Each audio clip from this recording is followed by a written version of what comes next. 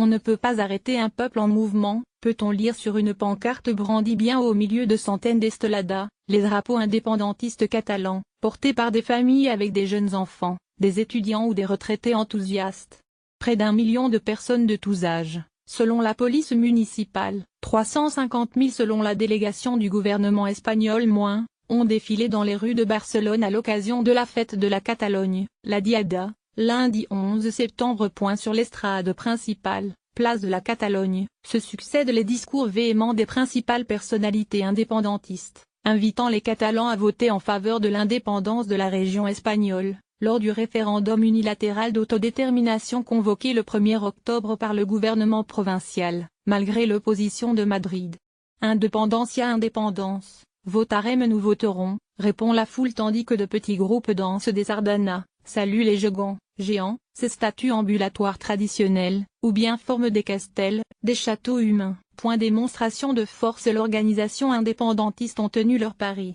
Dans une ambiance festive, les Catalans ont répondu massivement et pacifiquement à leur appel à défendre le vote du 1er octobre, jugé illégal par la Cour constitutionnelle espagnole et que le gouvernement de Mariano Rajoy entend empêcher par tous les moyens dont il dispose. Catalogne, le chemin de l'indépendance en atteste le président du gouvernement de Catalogne, Carles Puigdemont, a annoncé vendredi 9 juin la tenue d'un référendum d'autodétermination unilatérale le 1er octobre. Les indépendantistes font ainsi un nouveau pas vers la sécession de la région, plongée depuis 2012 dans une grave crise politique avec Madrid. Retour sur ce qui a conduit les nationalistes catalans, jusque-là prompts à demander toujours plus d'autonomie mais dans un cadre espagnol, à se rallier à l'indépendantisme. Quitte à défier les lois espagnoles. 2006, un nouveau statut d'autonomie et le nouveau statut d'autonomie qui reconnaît notamment la nation catalane est approuvé au Parlement espagnol et validé par référendum en Catalogne. Mais le Parti populaire, PP, droite, dépose un recours devant le tribunal constitutionnel. 10 juillet 2010, première grande manifestation à Barcelone en faveur du droit à décider des Catalans, en réponse à la décision du tribunal constitutionnel de raboter une partie de les statuts. Plus d'1 million de personnes sortent dans la rue sous le slogan Som una nació. Nos altres decidim, nous sommes une nation, nous décidons.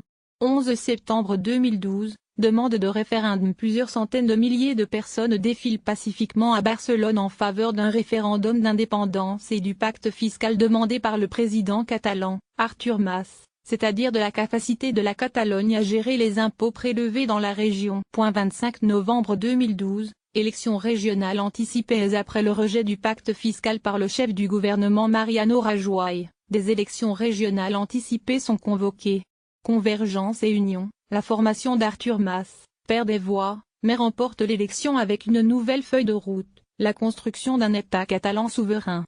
9 novembre 2014, premier référendum sur l'indépendance malgré l'interdiction du tribunal constitutionnel et l'opposition de Madrid. Une consultation sur l'indépendance, présentée comme un processus participatif sans conséquences légales, est organisée en Catalogne. 80% des votants expriment leur soutien à l'indépendance, mais le taux de participation se limite à 33% des inscrits. 27 septembre 2015, Jean Pelsi en tête le nationaliste de Convergence démocratique de Catalogne, CDC, et les indépendantistes de la gauche républicaine catalane, R, ainsi que des membres d'associations indépendantistes forment une liste commune, Jean Pelsi Ensemble pour le oui, lors de nouvelles élections anticipées qualifiées de plébiscitaires par le gouvernement catalan.